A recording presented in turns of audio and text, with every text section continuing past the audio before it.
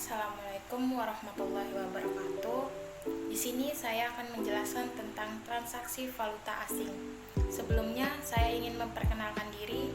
Nama saya Siti Nur Habibah dan teman saya Sofi Kamil Hanum dengan dosen pengampu Bapak Ade Gunawan.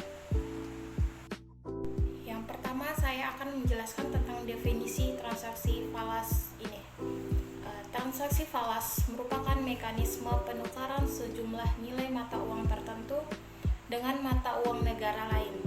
Contohnya, transaksi valuta asing sederhana adalah menukarkan uang rupiah menjadi uang dolar Amerika secara tunai dan kurs tunai. Misal nih, dana 1 juta rupiah dapat ditukar dengan 100 dolar Amerika jika 1 dolar sama dengan 10.000 rupiah.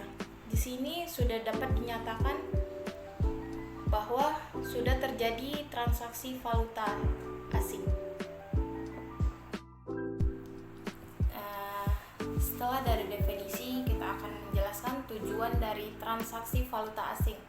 Yang pertama itu untuk komersial, yaitu ekspor impor lalu lintas modal, terus lalu lintas jasa dan lain-lain sebagainya. Yang kedua untuk funding atau yang biasa untuk pinjaman valuta asing dan kebutuhan cash flow atau arus kas. Yang ketiga untuk hedging. Yang keempat untuk investasi. Yang kelima untuk individu seperti turis dan kebutuhan lainnya. Yang keenam itu untuk marketing, yaitu pendanaan. Perdagangan valuta asing yang dilakukan bank dengan menawarkan harga dua arah sebagai market maker. Pelaku pasar valuta asing di sini ada perusahaan, individu, bank umum dan perbankan, dan pialang pasar falas atau broker. Kelebihan dan kelemahan pasar valuta asing. Yang pertama, kelebihannya itu yaitu transaksi 24 jam. Yang kedua, harga jual yang stabil setiap mata uang yang ada. Itu maksudnya tidak tiba-tiba turun drastis. Yang ketiga, rendahnya biaya transaksi. Lalu kelemahannya di sini yaitu risiko kurs pertukaran tidak pasti dan sulit diprediksi. Yang kedua, asal negara mempengaruhi kesuksesan karena adanya risiko yang timbul karena campur tangan pemerintah terhadap mata uang yang diperdagangkan. Lalu, sangat sulit dilakukan oleh masyarakat menengah ke bawah. Jenis-jenis valuta asing ada dua. Yang pertama, valuta asing fisik dan non-fisik. Yang pertama itu fisik yang terkadang bisa disebut dengan banknotes. Falas fisik itu berbentuk uang kartal asing yang sah sebagai alat pembayaran di negara tersebut. Biasanya berbentuk uang kertas 10 US dollar. Yang kedua, valuta asing non fisik adalah valuta asing dalam bentuk uang giral, yaitu berupa tagihan yang dapat digunakan sewaktu-waktu sebagai alat pembayaran, biasanya dikeluarkan oleh bank atau lembaga lain sejenisnya.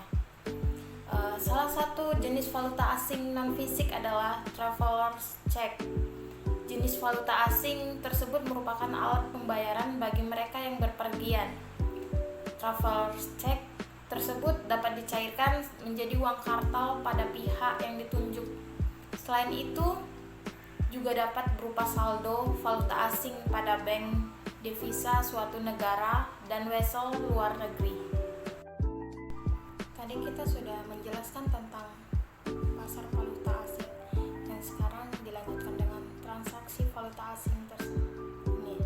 Transaksi valuta asing adalah proses menukar satu mata uang dengan mata uang lainnya.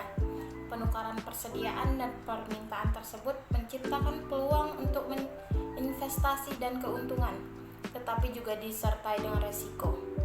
Transaksi valuta asing bukan hanya tentang menukar mata uang asing untuk bepergian.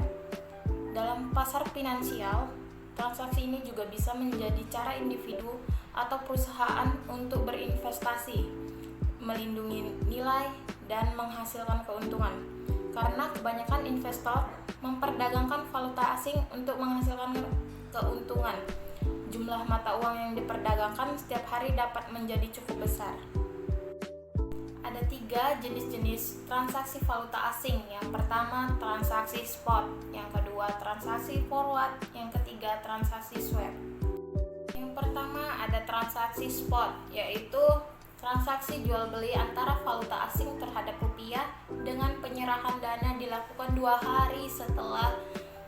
hari kerja setelah tanggal transaksi. Keuntungan pasar spot ini adalah yang pertama, lebih fleksibel daripada pasar berjangka.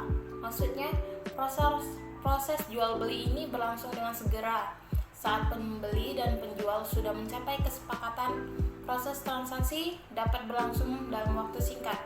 Yang kedua, waktu pengiriman relatif singkat. Yang ketiga, ada transparansi harga. Selanjutnya, transaksi forward. Yang dimaksud transaksi forward di sini ialah transaksi penjualan atau pembelian valuta asing dalam jumlah dan harga tertentu dengan penyerahan dan penerimaan dana dilaksanakan lebih dari 2 hari kerja sejak tanggal transaksi. Kita ambil contoh dari transaksi forward. Di sini seorang pengusaha akan melakukan akad untuk pembelian mesin dari luar negeri dan akan membayarkannya 3 bulan lagi. Jika harga kurs spot dolar adalah Rp10 per US dollar, pengusaha tersebut membuat kontrak forward dengan perbankan dengan kurs Rp10.100 per US dollar untuk menghindari nilai tukar menjadi lebih tinggi di atas kemampuannya. Sehingga apabila kurs menjadi Rp10.200 per US dollar, pengusaha tersebut tetap melakukan transaksi valuta asing dengan kurs Rp10.100 per US dollar sesuai dengan kesepakatan kontrak forward yang dibuatnya. Selanjutnya adalah transaksi swap. Yang dimaksud dari transaksi swap di sini adalah transaksi pertukaran 2 falas melalui pembelian tunai dengan penjualan kembali secara berjangka. Tujuannya adalah untuk mendapatkan kepastian kurs. Kurs di sini bersifat tetap selama kontrak, sehingga dapat menghindari kemudian selisih kurs. Sekarang kita lanjut kepada hedging. Yang dimaksud hedging di sini ialah penghapusan atau pencegahan atas resiko falas. Hal ini dilakukan dengan menghindari posisi-posisi terbuka dalam falas, yaitu tidak seimbangnya dalam aset dan utang falas. Ketidakseimbangan ini diasumsikan dalam 2 bentuk, yaitu 1. Posisi panjang terjadi apabila aset mata uang asing lebih banyak dari utang mata uang asing. 2. Posisi pendek terjadi apabila utang mata uang asing lebih besar dari aset mata uang asing. Kerugian potensial dapat dihindari dengan hedging dalam bursa falas, yakni dengan menutup posisi terbuka atau uncovered, baik melalui penjualan ke depan dari mata uang itu dengan aset didominasikan atau dengan pembelian ke depan dari mata uang itu dengan utang didemonisasikan. Di sini selanjutnya akan saya jelaskan tentang kebalikan dari hedging, yaitu spekulasi. Pengertian dari spekulasi di sini ialah kesediaan untuk menerima resiko valuta asing. Spekulasi secara konsekuen dianggap ada kapan saja posisi falas yang terbuka, baik panjang atau pendek, dipertahankan, karena sudah pasti mengandung resiko dan dengan demikian kemungkinan keuntungan spekulatif. Spekulasi dapat dilakukan melalui bursa valuta spot maupun forward, serta menyangkut adanya posisi pendek dalam mata uang lemah yang diharapkan mengalami depresiasi atau devaluasi, dan posisi panjang dalam mata uang kuat yang diharapkan mengalami apresiasi atau devaluasi. Selanjutnya kita masuk kepada arbitrase.